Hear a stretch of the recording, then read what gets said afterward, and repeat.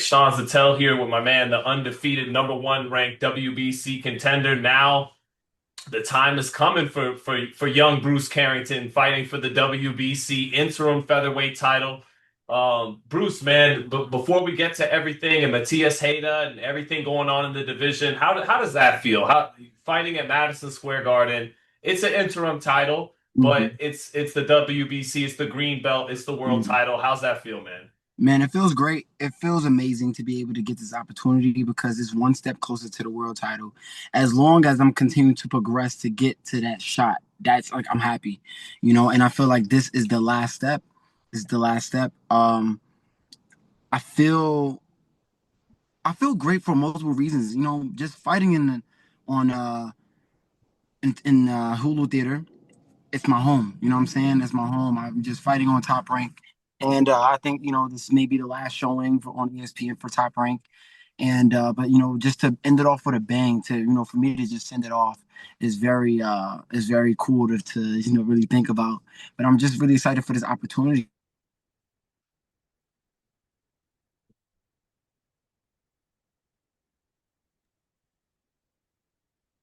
One second, Sean. You can cut Yeah. around this, right? Yeah.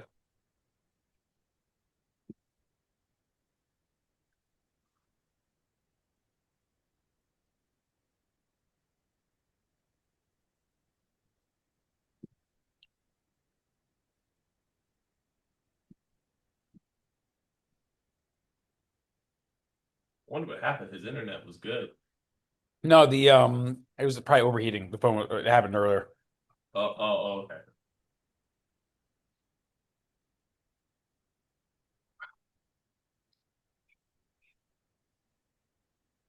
Could just interview you, Evan.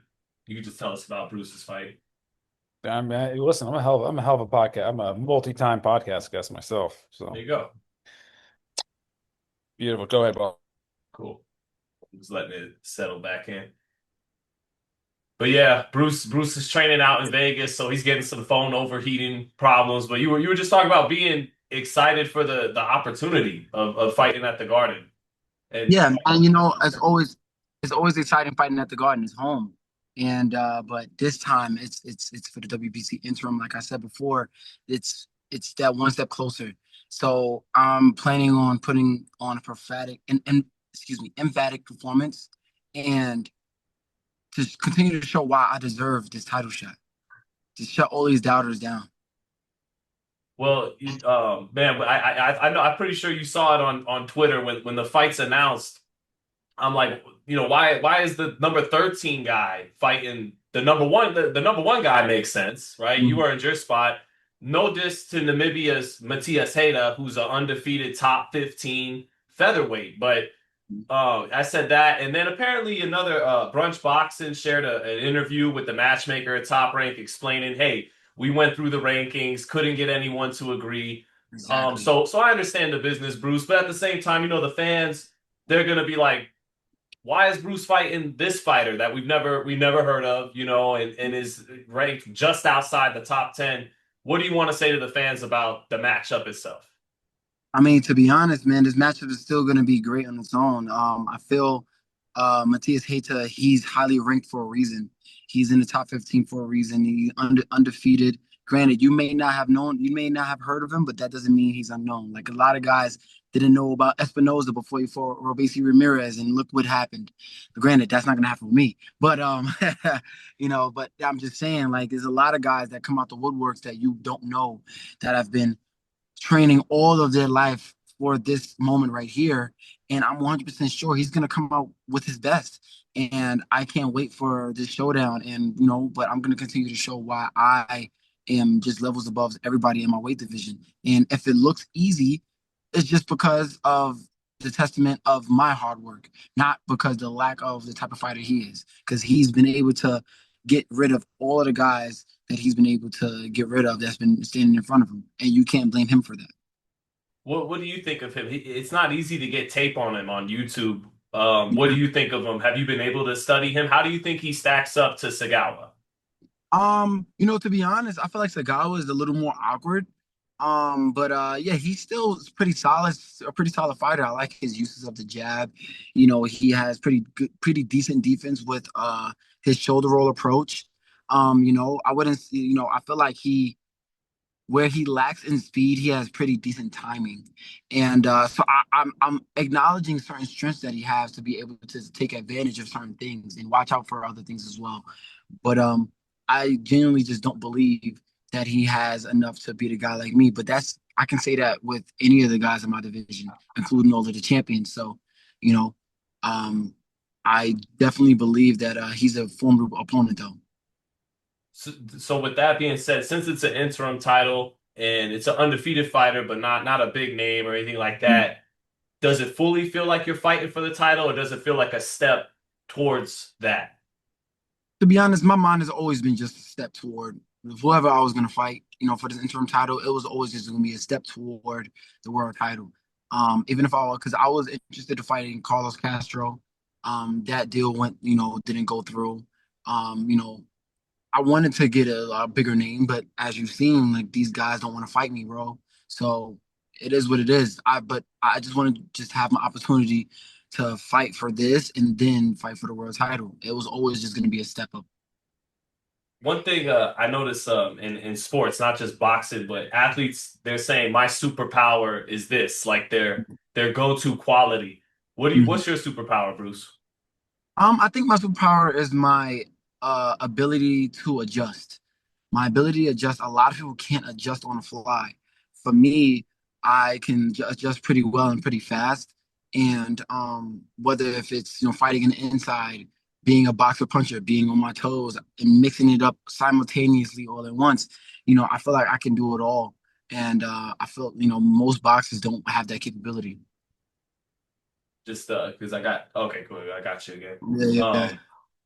Um, because it was just a freeze for a second, my bad. But it was interesting listening to Inoue, because we talked after Inoue's fight with Cardenas, and you Mhm. gave your assessment. But his dad, Shingo Inoue, when he went back to Japan, he said, "I don't know if we're gonna do that Nick Ball fight because my son likes to fight for the knockout, and we could do 26 right now."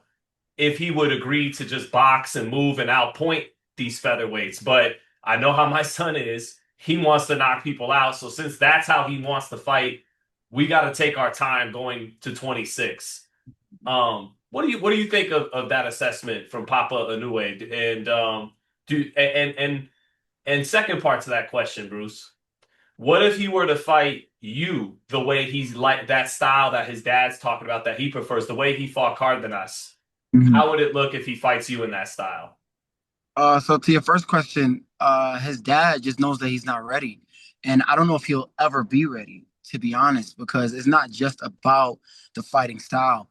The man is small, and these guys at 126 are punching. And I don't know if his punch resistance can be able to withstand, the way we're punching up here at 26. It is a big difference. Like, granted, it's only like 4 pounds. It may seem that way, but it's a big difference, man. I promise you. Um, just the way how I spar these guys at 122, 126. I don't like the power is 100% different. But if he was to fight, you said if he was to fight me the way he fought Cardenas or the way he's okay. No, if he would have fought me that way, then I genuinely don't think that him getting up from that knockdown that he had, I don't think that he would have lasted another round or two because I'm a finisher. You know what I'm saying? Like when I get a guy down and hurt, like I'm gonna get him out. Excuse me, I'm out of there.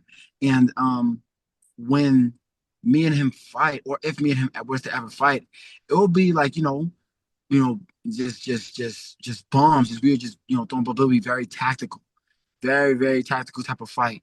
And but I generally don't believe he'll be able to withstand my pressure, my punches. The thing is, what's crazy? Say whatever you want.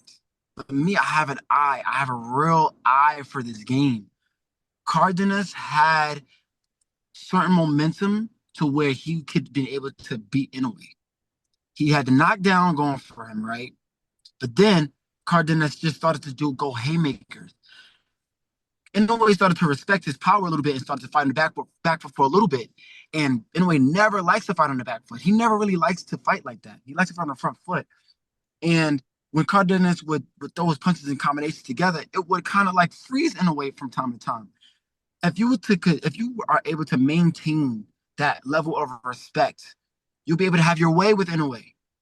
You'll be able to have your way, and Cardenas let it through. I think he just got too caught up in trying to get the one punch, knocked down again, and but it was just done poorly. It was done so poorly, and in a way showed his championship edge. But me, I would not fall for that. Me, I know to just keep my foot on the gas and apply that pressure, and then one round after the next, he's gonna fold. I really appreciate you sinking your teeth into it, Bruce, as Yeah. opposed to just, hey, Mateus Heita, we'll talk into it. Like, I Nah, appreciate bro, nah. it. I'm tired of like doing the little cookie cutter type thing. Like I'm tired of it. Honestly, if I really wanted to like let it be known how I truly feel, and how I look at certain fighters, how I feel about certain fighters, and what the game looks to me in my eyes at this point. And I just don't like it. I don't like how these guys are like holding on to their titles and trying to fight. Guys like Sam Goodman, 122 pounder. You know what I'm saying? Like, and instead of fighting guys like me, and I'm over here like really showing you why I deserve to fight a guy like you, and you fighting, you know, lesser opponents, man. I just don't respect it. I don't like it. I don't respect it. It's not, alpha. It's very beta. You know what I'm saying? It's very beta, and it's just something I don't respect. Do you think he beats Nakatani? Do you think he makes it to 26, still undefeated, still the undisputed 22? Or is Nakatani going to take that from him? I don't know. That fight. I'm actually mad about it because I don't want Nakatani to beat him. You and all the So featherweights are like, Nakatani, man, don't mess. We want our he's shot messing at up the him, bag, like, man. He is it's possible he can do it. It's possible. It's very possible he can do it. And Nakatani is a great fighter. I like him. I like him a lot. I'm very interested to see how his power goes up into 2022. But I don't think he'll have a problem. He has a great size for it. He does have enough power. Great style. Very smart. Very tactical. I'm really interested to see how Inoue fights, with him and with that height and everything. Nakatani's like 5'8". He's actually not that tall, but maybe for that weight class, I at guess. 118, that's Yeah, tall. Yeah. yeah, Right. yeah. But yeah, man. I really,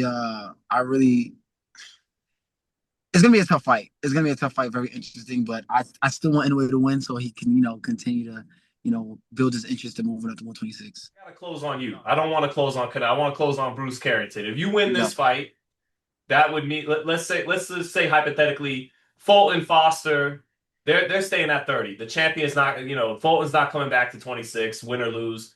That Right. would mean it's you, Angelo Leo, Espinoza, Nick Ball.